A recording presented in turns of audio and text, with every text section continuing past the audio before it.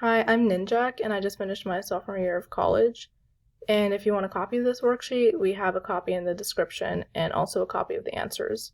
So for this video, we're doing series, which is a BC topic. And so a sequence is a list of numbers, and you can have an infinite list of numbers, and a series is a sum of all the numbers in the list. And the goal is to determine when you add up these numbers, whether you get a number or not a number. And sometimes when you add up an infinite list, sometimes you do get a number, which is kind of counterintuitive. But if you do get a number, that means the series converges. If you don't, that means the series diverges. So in this video, first we're going to get a better sense of what a series is, and in the second half, we're going to see the first series test, which is the divergence test. And there are other tests too, but for this, we're just doing the divergence test. So first, for numbers 1 through 5, we're going to have series and add them up in summation notation, which just makes it easier to work with. And we're going to start counting at n equals 1.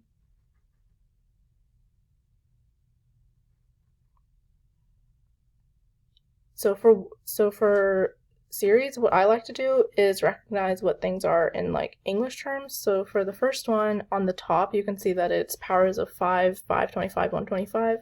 Starting with the first term as 1, and on the bottom it's powers of 2, again starting with the first term as 1. So we're going to start counting with n equals 1 because that's what we determined before. So for the top, it's going to be 5 to the n minus 1, because if you plug in n equals 1 here, then you're going to get, for the first term, 5 to the 0th power, which is 1, which is the first term, so that's what we want. And you're going to do that for the bottom term too. And you have to start with some shift because the first term is 1. So for the second one, the top is pretty easy. It's just n to the n power. And for the bottom, it's like 3 times 2 times 1, 4 times 3 times 2 times 1, which is the definition of factorial. So that's going to be n factorial.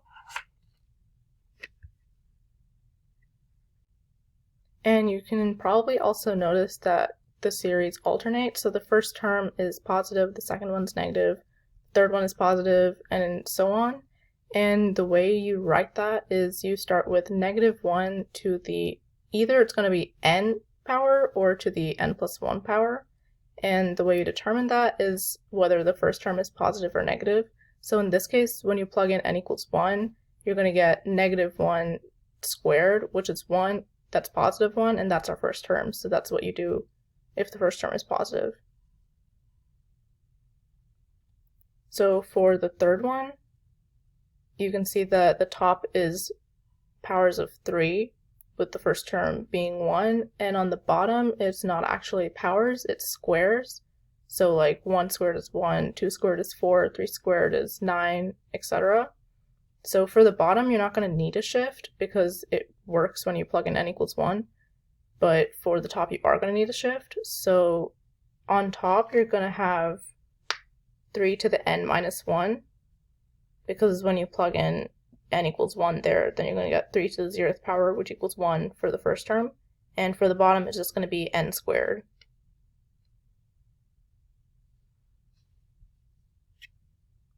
So for the fourth one, you can see that the top part is going to be powers of 2, and for the bottom part, it's going to be squares, but you're going to start with 3 squared instead of like 1 squared, so it's not just n squared.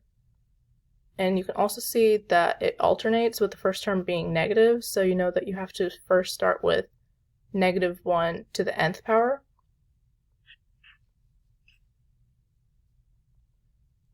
And so the top term is just going to be 2 to the nth power.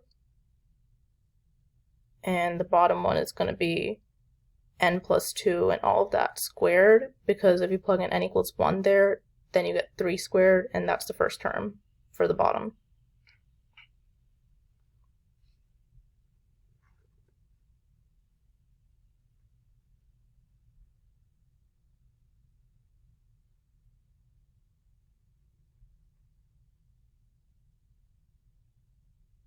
So for number 5, the top is really easy because it's just 1, and the bottom is going to be odd numbers, 1, 3, 5, 7.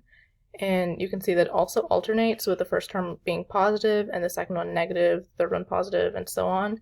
So you have to do -1 to the n plus 1 power first, and then it's going to be 1 over, and then the way to write odd numbers is 2n minus 1. If n equals 1, then if you plug that in, then the first term is 1, the second term is 3. So for the next 2 questions, it's a little different because it's partial sums. So again, a series is when you're adding up an infinite number of terms, and in partial sums, you're just adding up, like, for example, the first 7 terms, or here you're just going to add up the first 4 terms. So the important thing in a series is that it is the limit of the partial sums as n goes to infinity. And for these are just some really quick partial sums, and I'm not actually going to add up the fractions because you can add up the fractions, but trust me, these are the right answers, probably. So for the first one, the first partial series, you're going to find the first term by plugging in n equals 1, which is 1/2.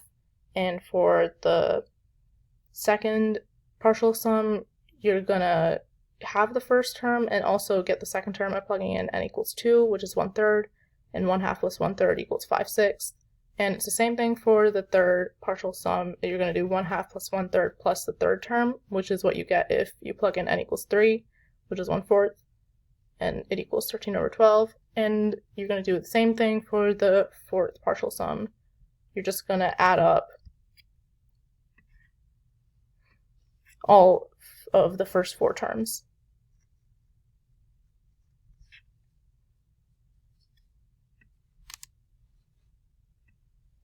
So you're going to do the same thing for number 7, in that you get the first term by plugging in n equals 1, which is 2, and you have to keep in mind that this series alternates, so the first term is positive, the second term is negative, so instead of just adding everything, you're going to, for the second partial sum, subtract the second term. So that's why it's 2 over 1 minus 2 over 2, which equals 1. And for the third one, it's going to be 2 over 1 minus 2 over 2 plus the third term, which is 2 over 6, which is what you get if you plug in n equals 3. And it's the same thing for the fourth term, except you just subtract the fourth term. So you're basically just like either adding or subtracting, depending on whether it's alternating or not, the next term in the list. So for the second page, we're going to start with the first series test, the divergence test. And basically, we're going to see that if the limit as n goes to infinity is not 0, then the series diverges. And if it is 0, it doesn't necessarily converge. You just have to do more tests in order for you to find out whether it converges or diverges. So some people call it the nth term test. And basically, if the limit doesn't equal 0 and you add up all the terms, then there's no way you can get like a final number. So the series can't converge, but the only chance you have of the series converging is if all the numbers are going to 0. So you have to remember that the divergence test only proves divergence, it doesn't prove convergence. If you do get 0, then that just means you have to do more tests in order to figure out if it diverges or converges.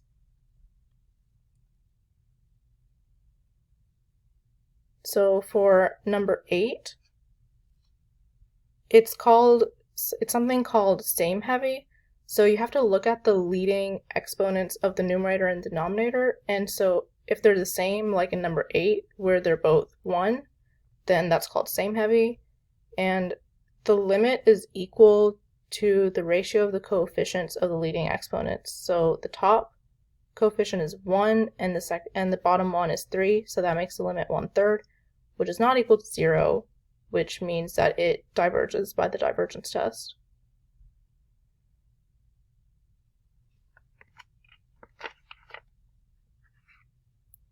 So for this one, it's top heavy because the top exponent is 3 and the bottom one is 0. And if the top exponent is bigger, then that means that the limit is infinity, which is not equal to 0, which means that the series diverges by the divergence test.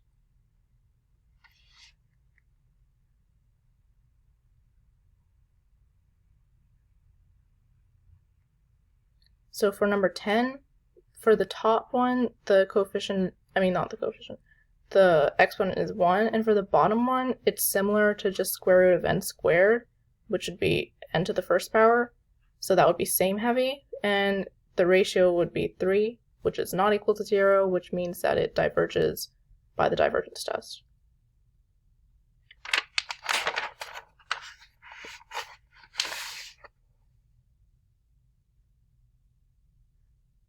So for this one, you can see, like based on what we did in the first half, that the series is n over n plus 1.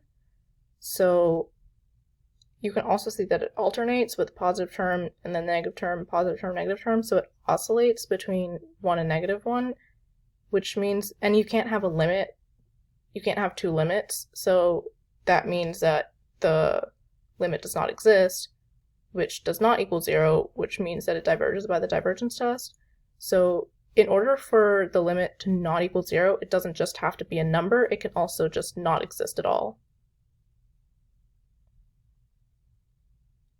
So for number 12, like the first half, you can see that the series is cosine 1 over n squared, and when you take the limit and the limit as n goes to infinity, then you can take the limit inside the cosine.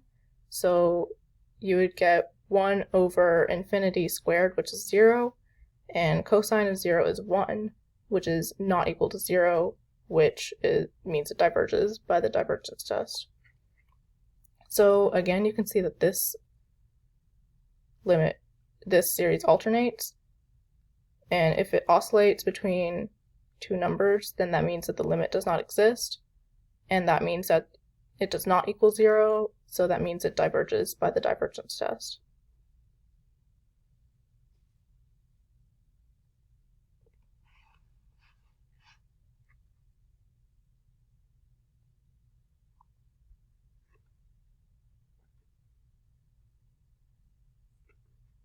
So for number 14, the negative exponent means that you can just flip it to be pi over e, and because pi is 3.14-ish and e is around 2.7-ish, that means that if the numerator is greater, then the fraction itself just is greater than 1, and if that's raised to the infinite power, then that means that the answer is just infinite, because if you multiply a number by a number greater than 1, it's going to be bigger, so that does not equal 0, which means it diverges by the divergence test.